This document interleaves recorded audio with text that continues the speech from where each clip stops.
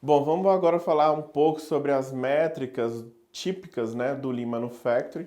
A ideia dessa lição é que eu apresente para vocês indicadores, métricas que são clássicos do Lean, né, e que podem servir aí de ideias para vocês usarem na empresa. Então, nós temos aqui 9 métricas diferentes que eu vou apresentar para vocês.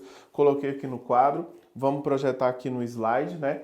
Essas métricas do Lean normalmente estão ligadas ao que? A questão dos desperdícios, a forma como o Lean trabalha no fluxo de valor. Então, são métricas que falam muito de velocidade, de tempo, de produtividade, né? E a gente consegue relacionar isso com muitos daqueles 8 desperdícios que nós vimos do Lean Manufacturing.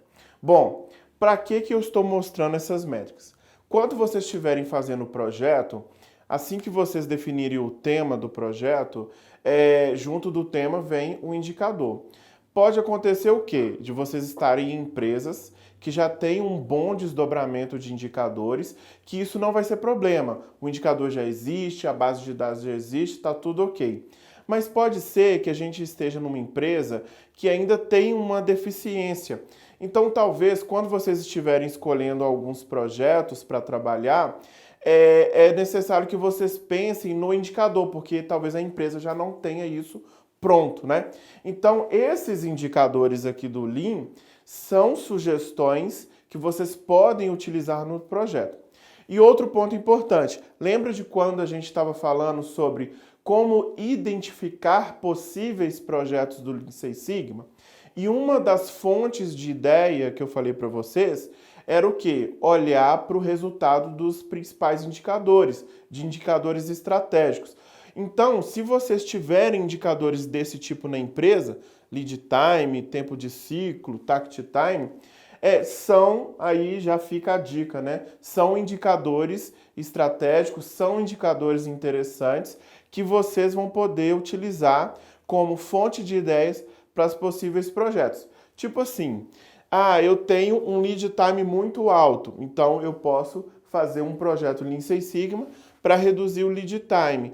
Eu percebo que no meu processo produtivo, na minha linha de produção, eu tenho um gargalo que me incomoda. Ou seja, provavelmente eu tenho muito WIP. Então eu posso fazer um projeto Lean Six Sigma, usar esse indicador de WIP e trabalhar a questão do gargalo. Então são ideias desse tipo, né? A proposta dessa lição, a proposta de falar sobre as métricas do Lean, não é só transmitir esse conhecimento para vocês, porque é importantíssimo que vocês saibam que esses indicadores existem, mas também são indicadores que ficam aí como referência para vocês nos possíveis projetos que vocês vão conduzir. E isso, claro, se a empresa já não tiver os próprios indicadores, quando a empresa é bem estruturada nesse sentido, é muito mais tranquilo. Então, quais indicadores a gente vai trabalhar? 9. Lead time, tempo de ciclo e PCE, taxa de saída WIP, tempo de setup, takt time, OEE e FTT. São indicadores que vão abranger bastante coisa, né, e bastante possibilidade aí de projetos. Começando então pelo lead time, tá? Listei todos aqui para a gente poder usar isso depois como uma colinha, né? À medida que a gente for avançando, já que são muitos, deixei ali no quadro também para eu poder usar como referência. Mas o lead time é muito interessante, é bastante comum esse indicador, porque é um indicador que enxerga o tempo total que eu gasto, né, na minha produção. A ideia do lead time inicial é o quê?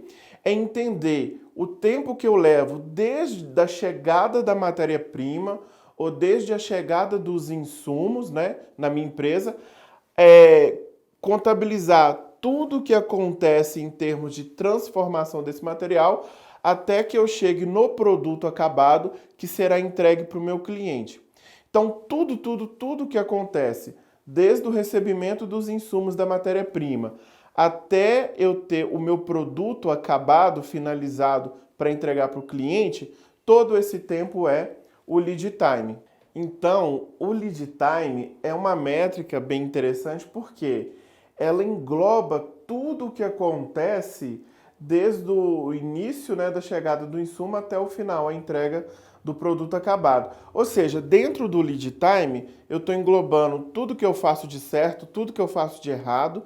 Então, quanto maior esse meu lead time, é um indício, né, é um indicativo de que eu posso ter talvez muito desperdício acontecendo no meu processo. E quanto mais enxuto, menor, mais curto for o meu lead time, porque lead time a gente mede o que? Em segundos, minutos, né, ou horas, quanto mais curto, pode ser um indicativo que o meu processo já está mais ajustado. Então, como exemplo, eu coloquei aqui o processo de financiamento de um carro, que o lead time seria desde o momento que o cliente starta esse processo, então ele chega no banco e ele faz a solicitação do empréstimo, até a parte de que o empréstimo está sendo avaliado, né, de se o financiamento vai ser liberado ou não, enfim, até ele receber o carnê para ele poder pagar as parcelas do financiamento e a liberação do carro. Ou seja, é todo esse tempo. Isso pode durar alguns dias, né? Então, esse seria o lead time. E dentro disso a gente avalia o que agregou valor, o que não agregou valor, o que eu tenho de desperdício.